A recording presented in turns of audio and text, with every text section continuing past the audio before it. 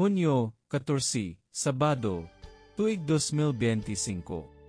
Ekanapulo nga semana sulod sa tuig. Pagbasa gikan sa santos nga ebanghelyo, sumala ni San Mateo.